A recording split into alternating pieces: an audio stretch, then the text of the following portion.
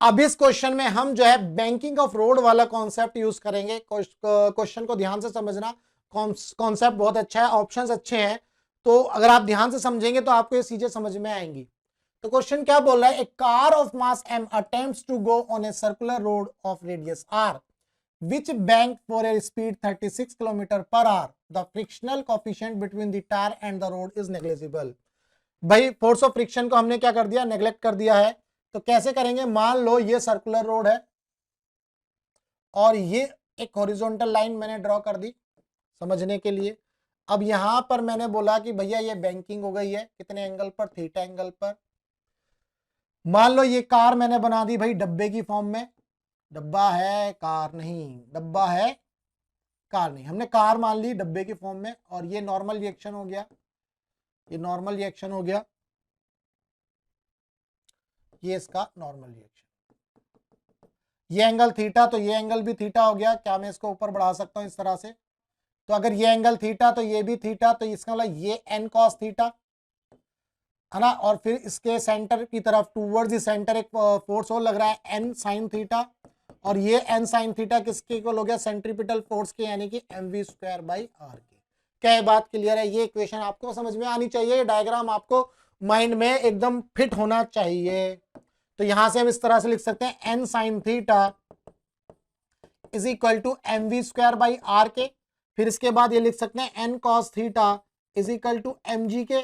दोनों को डिवाइड कर दो तो आपको मिल जाएगा, आपको क्या मिल जाएगा, यहां से दोनों को अगर आप डिवाइड कर दोगे तो tan theta is equal to, दोनों को डिवाइड कर दो, इक्वेशन 1 है, ये इक्वेशन 2 है, दोनों को डिवाइड करो, m से m cancel, v square upon में आर जी के। तो यहां से v आ गया root R G tan theta के। तो बेसिकली क्वेश्चन में ये बोल रहा है कि ये जो इक्वेशन है ना, ये जो v is equal to R G tan theta, यही तुम्हारा 36 किलोमीटर पर आवर है। क्या ये बात क्लियर है? देखो फिर से, a car of mass m attempts to go on a circular road of radius r, r fix कर दी, g कांस्टेंट है, थीटा भी कांस्टेंट है, तो तीनों कांस्टेंट हो गए, तो वेलोसिटी हमारे पास आ गई फिक्स 36 किलोमीटर पर आवर।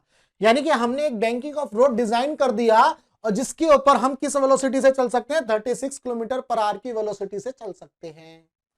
तो यहां पर यही चीज हुई है, a car of mass attempts to go on a circular road of radius r which bank for a speed of 36 kilometre per our. तो उसके ऊपर जो स्पीड है वो 36 किलोमीटर हो सकती है सर्कुलर मोशन में। The frictional coefficient between the tyre and the road is negligible, इसको नेग्लेक्ट कर दिया फोर्स ऑफ फ्रिक्शन को। अब आप खुद सोचो, अगर स्पीड बढ़ेगी, अगर स्पीड 36 से ज्यादा होगी, ये कब ज्यादा हो सकती है, जब आप जो है आपका g और टेन थीटा तो फिक्स है भाई, g constant tan theta fix, आपका सिर्फ और सिर्फ रेडियस वाला जो कंपोनेंट है, यानी कि जो रेडियस है ये इंक्रीज हो। अगर आप 36 से ज्यादा गए, मान लो 40 चले गए, भाई आपका g 10 होगा, टेन थीटा, थीटा तो फिक्स है क्योंकि एक बार आपने थीटा डिसाइड कर दिया, बार बार रोड तोड़ करके नहीं थोड़ी बनाओगे। तो थीटा फिक्स, g फिक्स, तो बचा r। r जो है आपका सेंटर से जो ये डिस्टेंस होगी ये r है। अब आप चाहे इधर चले जाओ तो r बढ़ जाएगी, इधर आओगे तो r कम हो जाएगी, यही तो है। तो अगर आप 36 से ज्यादा चलोगे तो आपका r बढ़ेगा। क्या ये बात क्लियर है? आपका r जो है बढ़ेगा, इसका मतलब आप स्लिप करोगे आउटवर्ड। आप किस तरफ स्किड करोगे, स्लिप करोगे बाहर की तरफ, अगर आप स्पीड बढ़ाओगे।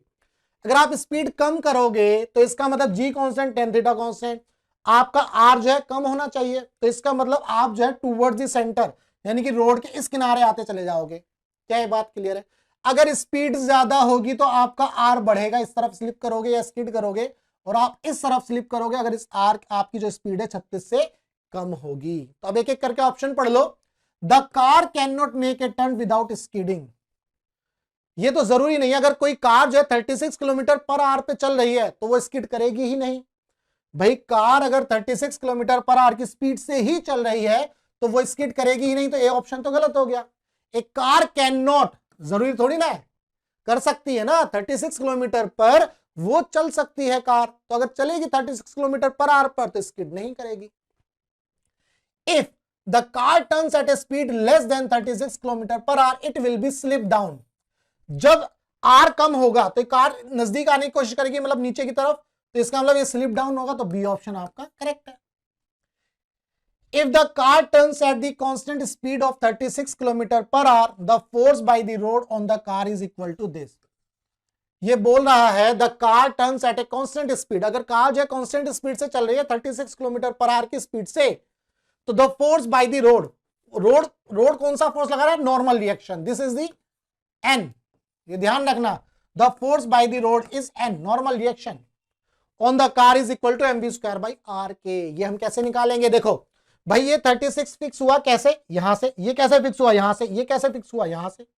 भाई ये फॉर्मूला को अगर आप रिवर्स करोगे तो आपको पता ये कैसे फिक्स हुआ? इस फॉर्मूले से। ये फॉर्मूला कैसे फिक्स हुआ? यहां से।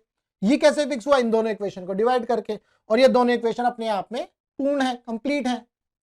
तो अब यहां से आपको n निकालना है। कहने का मतलब ये है आपको यहां से n निकालना है। तो n कैसे निकाल सकते हो? देखो भाई n निकालना है तो ट्रिग्नोमेट्री यूज कर लो, दोनों का साइड स्क्वायर करके ऐड कर दो। तो क्या करोगे? n square sine square theta is equal to, ये क्या हो गया? mv स्क्वायर बाई आर का स्क्वायर। क्या ये बात क्लियर है? इसको निकाल लो, n square cos square theta is equal to mg का स्क्वायर। अब दोनों को ऐड कर दो, sine square theta cos square theta क्या होता है? 1। तो यानी कि यहां पर ये n square is equal to, कहां लिखे भाई? यहां लिख देते हैं, चलो। n square is equal to, ये कितना आ गया? mv स्क्वायर बाई आर का स्क्वायर प्लस mg का स्क्वायर। अब यहां से n आप निकाल सकते हैं स्क्वायर रूट में mv स्क्वायर बाई आर का स्क्वायर प्लस mg का स्क्वायर। क्या ये बात क्लियर है? ये आ गया। लो अब आप जो है ऑप्शंस पढ़ लो।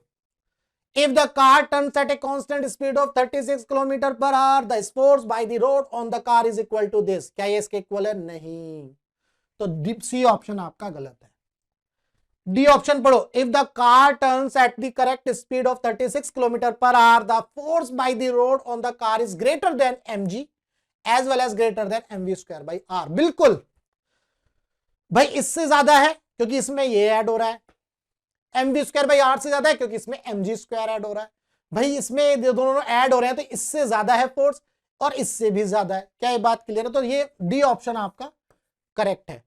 अगर नहीं समझ में आया तो फिर से देखो। n इज इक्वल टू, मान लो मैं बोलता हूं 5 और 10। मैंने क्या बोला?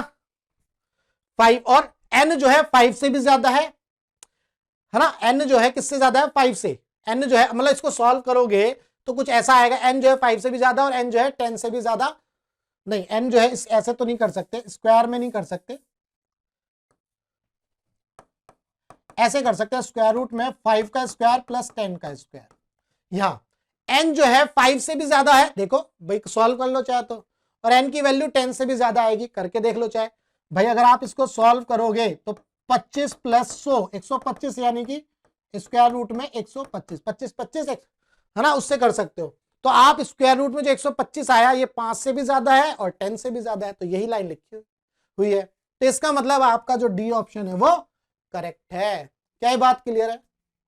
उम्मीद करता हूं आपको इस क्वेश्चन का जो कॉन्सेप्ट है वो अच्छे से क्लियर हो गया होगा। अगर क्लियर हो गया तो भैया वीडियो को लाइक कर देना और चैनल को सब्सक्राइब जरूर कर देना। अगर आपको फिजिक्स के अंदर कोई भी डाउट है तो व्हाट्सएप नंबर मैंने यहाँ दिया हुआ है, आप जो है मुझे व्हाट्सएप करिए और आप अपने डाउट को क्लियर करिए। तो चलिए मिलेंगे हम अपने नेक्स्ट क्वेश्चन में।